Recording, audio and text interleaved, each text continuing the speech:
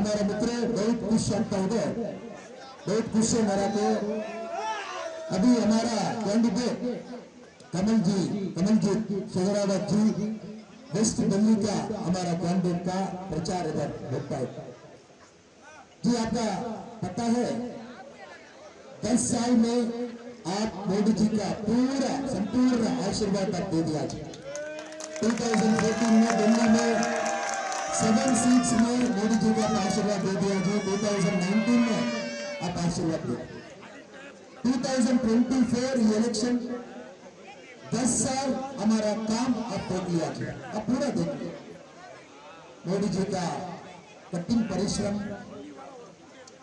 गरीब परिवार का मोदी जी का काम। 10 साल में मोदी जी का हमारा यूथ का काम, हमारा देश में हमारा फार्मर्स का, हमारा सरकार का काम पूरा आप देखिए। आप एक निर्णय ले लिया इस बार में 25th इलेक्शन में पूरा आप तीसरा बार आपका आशीर्वाद मोदी जी का आप देने के आप रेडी हो गए। इधर 2014 इलेक्शन अलग था, बीजेपी कांग्रेस आम आदमी पार्टी अलग इलेक्शन था। 2024 में एक डिफरेंट गठबंधन हमारा देश में हो रहा।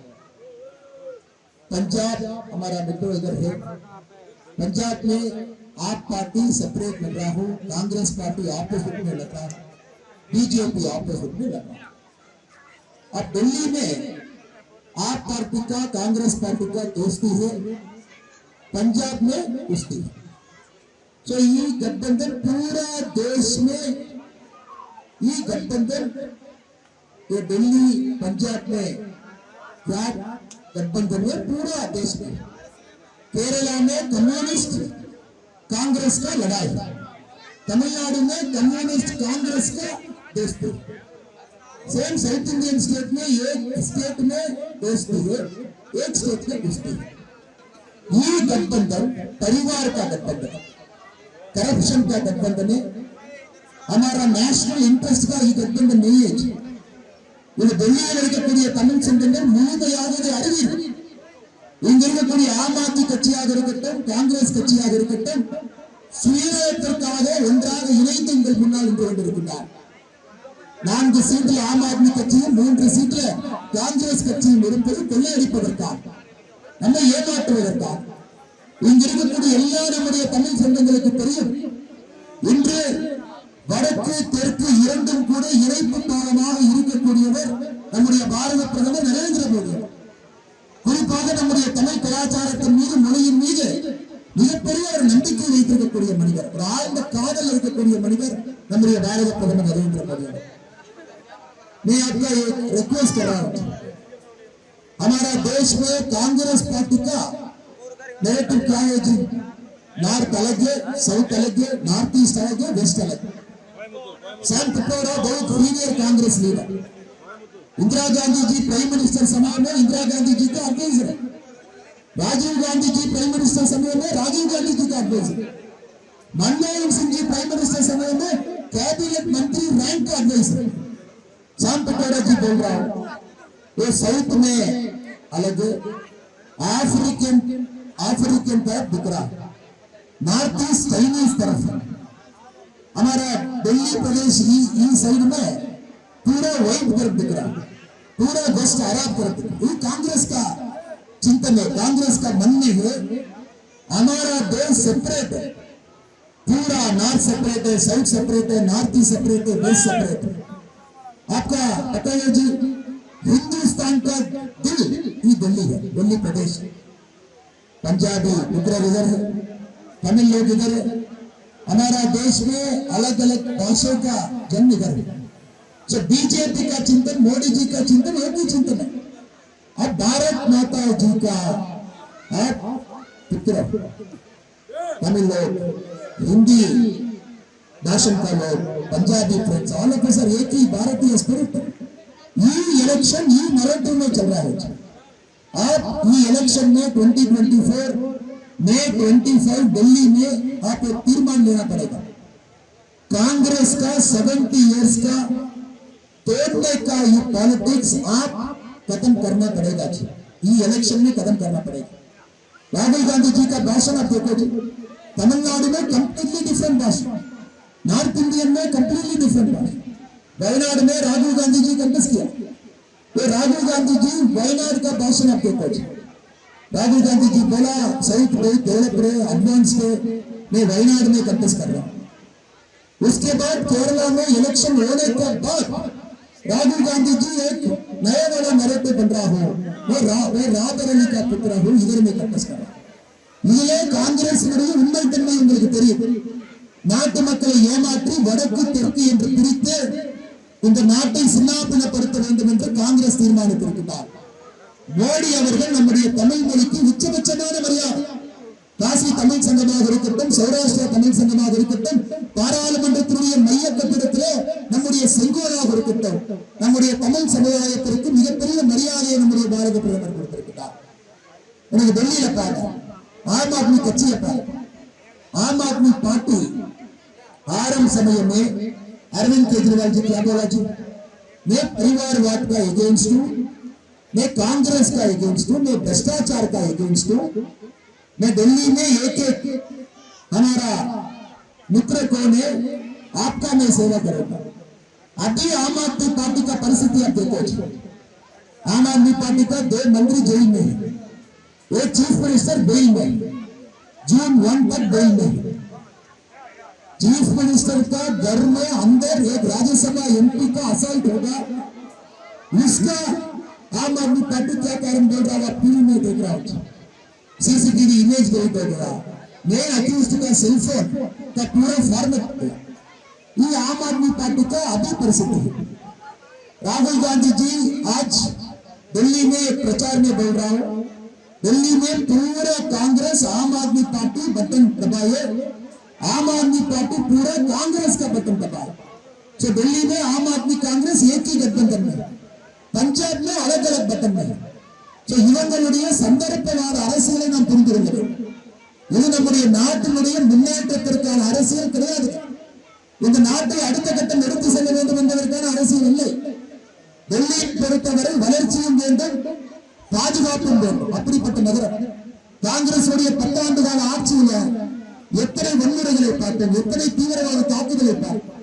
ஆனா இன்னைக்கு 10 ஆண்டு கால மோடியுடைய ஆட்சியில எதுவும் இல்லாமல் நேர்மையான ஒரு ஆட்சியை, பாதுகாப்பான டெல்லியை நீங்க பார்க்கணும், வளர்ச்சி வரக்கூடிய டெல்லியை பார்க்கணும். मेरे मित्रों, आपको पता है कि 10 साल कांग्रेस का गवर्नेंस आप देख लिया, कांग्रेस का गवर्नेंस दिल्ली में सुरक्षित सिक्योरिटी क्या था, बॉम्ब ब्लास्ट इधर हो रहा था, इधर कम्युनल वायलेंस था। दिल्ली में कांग्रेस का 10 साल का गवर्नेंस में आप देख लिया, डेवलपमेंट नहीं था, सिक्योरिटी नहीं। अभी मोदी जी का 10 साल का गवर्नेंस आप देख रहा, एक दिल्ली एक इंडियन नॉर्मल सिटी है, इंडियन कैपिटल सिटी नहीं है, ग्लोबल सिटी। ये ग्लोबल सिटी का क्या डेवलपमेंट चाहिए, मोदी जी सरकार ने 10 साल में क्या इधर था। நான் உங்களிடம் வைக்கக்கூடிய அன்பான வேண்டுகோள் டெல்லி மக்களுக்கெல்லாம், நம்முடைய தலைநகரம் எப்படி இருக்க வேண்டும் என்பதை நீங்கள் தீர்மானிக்க வேண்டும்.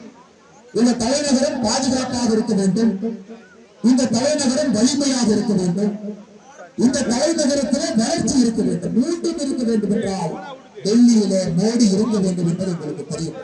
ஆனால் இங்க இருக்கக்கூடிய நம்முடைய தமிழ் சொந்தங்கள் எல்லோருக்கும் என்னுடைய அன்பான வேண்டுகோள், இந்த முறை டெல்லியில 7க்கு 7 பாரதிய ஜனதா கட்சியினுடைய வெற்றி வேட்பாளர்கள் தாமரை சின்னத்தில் நீங்கள் வாக்களிக்க வேண்டும் என்கின்ற அன்பான வேண்டுகோளை உங்களுக்கு வைக்கிறேன். मैं आपका मेरा जो 2 हाथ का जोड़ करके आपका एक विनती कर रहा हूं, दिल्ली में 7 सीट्स में इधर हमारा सरकार होना पड़ेगा।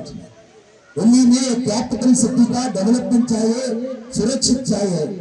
तो मोदी जी एक ही आदमी इधर 10 साल का दोनों काम इधर किया जाए। आप May 25 इलेक्शन में भ्रष्टाचार हटाना पड़ेगा, आम आदमी पार्टी का सरकार आप देख लिया। करप्शन पूरा डिपार्टमेंट में करप्शन है, यमुना क्लीनिंग प्रोजेक्ट में 8600 करोड़ करप्शन।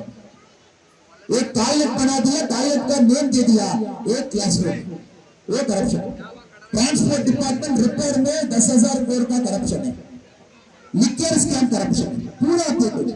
आम आदमी पार्टी सरकार पूरा देखो, पूरा डिपार्टमेंट में करप्शन का सरकार आम आदमी पार्टी का सरकार, पूरा भ्रष्टाचार कैबिनेट, मंत्री जेल में, चीफ मिनिस्टर जेल में।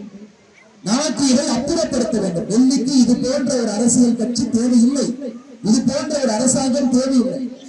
ஏழை மக்களுடைய பெயரை சொல்லி கொள்ளையடிக்கக்கூடிய ஆம் ஆத்மி பார்ட்டி கட்சியினுடைய இதை பார்த்துட்டு, அதனால் உங்களிடம் நாம் வைக்கக்கூடிய அன்பார்ந்த வேண்டுகோள், நமக்கு நேர்மையான அரசியல் வேண்டும் என்றால் மறுபடியும் மோடி அவர்கள் 3வது முறை இங்கு இருக்க வேண்டும், அதை நீங்கள் செய்து காட்ட வேண்டும் என்று சொல்லி என்னோட அற்புதமான தலைவர்கள் இந்த மேடையில் இருந்து கொண்டிருக்கிறார்.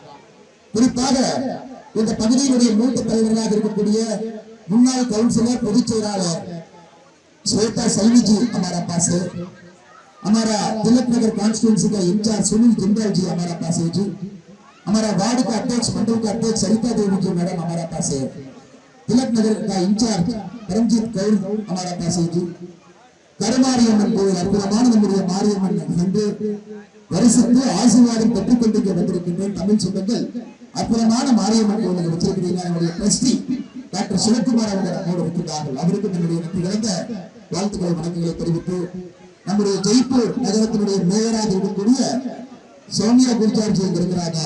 ஜெய்ப்பூர் நகரத்தினுடைய மேயர் எலெக்ஷன் பிரச்சாரத்துக்காக இந்த பகுதியில் வந்திருக்கிறாங்க.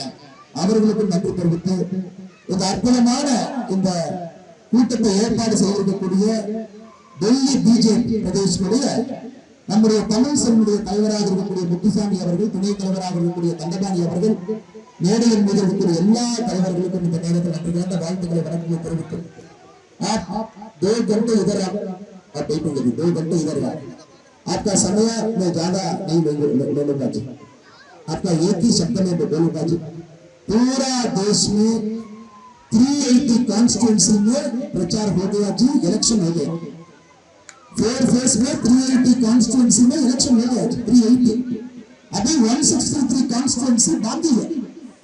383 कॉन्स्टिट्यूंसी में भाजपा सरकार रेडी है, रेडी 273 सीट्स पास हो गया। तमिलनाडु में पूरा इलेक्शन हो गया, केरला में हो गया, आंध्र में हो गया, तेलंगाना में हो गया, पूरा हो गया। 386 में हो गया, अभी 163 बाकी है।